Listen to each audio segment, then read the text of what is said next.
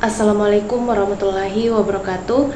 Perkenalkan, saya atas nama Ulfa Duyanti dari Sekolah Tinggi Ilmu Manajemen LAS Haranjaya Makassar.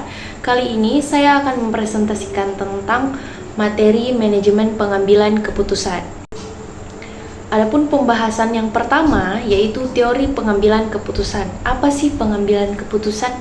Pengambilan keputusan adalah teori-teori atau teknik-teknik atau pendekatan-pendekatan yang digunakan dalam suatu proses pengambilan keputusan menurut Hasan 2018. Adapun dasar-dasar pengambilan keputusan yang pertama, intuisi, pengalaman, fakta, wewenang, dan rasional. Proses dalam pengambilan keputusan. Ada beberapa hal yang harus diperhatikan. Yang pertama, definisi masalah. Yang kedua, pengumpulan data. Yang ketiga, analisa data. Yang keempat, penentuan alternatif. Yang kelima, penilaian alternatif yang baik. Yang keenam, putuskan. Yang ketujuh, implementasi dan monitor hasil. Dan yang kedelapan, evaluasi. Nah, adapun pengambilan keputusan dalam berbagai kondisi. Nah, di sini ada dua kondisi. Ada kondisi pasti dan ada kondisi tidak pasti.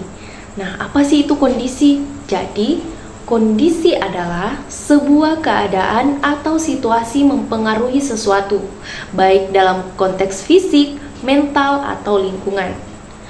Kondisi pasti, situasi di mana semua informasi yang diperlukan secara lengkap dan akurat, dan hasil dari setiap pilihan yang mungkin dapat diprediksi dengan pasti.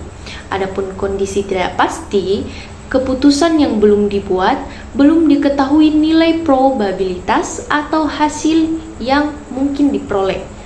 Pengambilan keputusan dalam kondisi pasti ada dua teknik. Yang pertama, menggunakan linear programming yang dimana digunakan untuk membantu manajer dalam pengambilan keputusan dalam kondisi deterministik.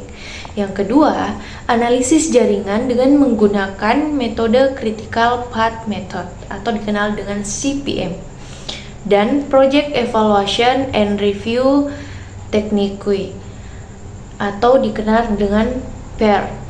Nah, adapun kondisi tidak pasti ada beberapa teknik juga, yaitu metode Laplace, metode Maximax, dan metode Maximin. Nah, selanjutnya ada beberapa karakter dalam pengambilan keputusan. Yang pertama, risk avoider atau dikenal dengan penghindar risiko. Nah, yang kedua ada risiko indifference atau dikenal dengan hati-hati pada risiko. Yang ketiga, ada risiko lover atau dikenal dengan peminat risiko. Tipe-tipe pengambilan keputusan. Yang pertama, pengambilan keputusan rasional. Yang kedua, pengambilan keputusan secara intuitif. Yang ketiga, pengambilan keputusan terprogram. Dan yang keempat, pengambilan keputusan tidak terprogram. Yang kelima, pengambilan keputusan individual. Dan yang keenam, pengambilan keputusan kolektif. Dan yang terakhir, pengambilan keputusan berbasis nilai.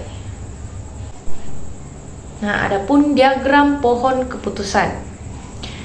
Adapun definisinya adalah representasi grafis yang menunjukkan berbagai pilihan atau tindakan yang dapat diambil beserta konsekuensi atau hasil dari setiap pilihan tersebut. Adapun contohnya seperti ini.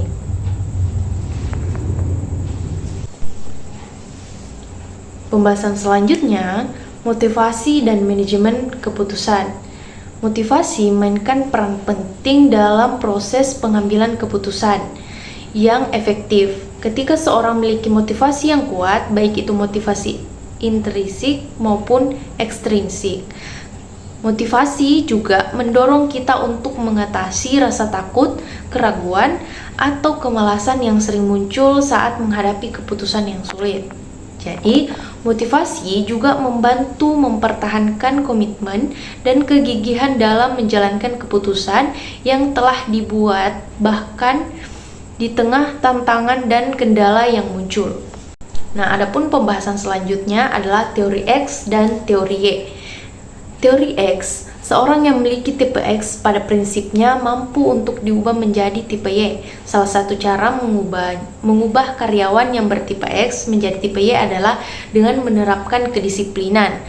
Adapun tipe Y cenderung memiliki introspeksi diri yang mendalam, dan X cenderung sulit atau jarang melakukan introspeksi diri karena seorang karyawan yang bertipe X dalam mengambil keputusan cenderung tidak melihat apa yang terjadi di waktu belakang atau tidak mampu membayangkan apa yang akan terjadi di kemudian hari. Nah, sampai pada kesimpulan bahwa pengambilan keputusan ini kompleks dan memerlukan kombinasi keterampilan analitis, evaluatif, dan kadang-kadang intuitif. Dengan pendekatan yang tepat, seorang dapat meningkatkan kemampuan mereka dalam membuat keputusan yang baik dan efektif. Mungkin itu saja presentasi dari saya. Semoga bermanfaat. Sekian. Assalamualaikum warahmatullahi wabarakatuh.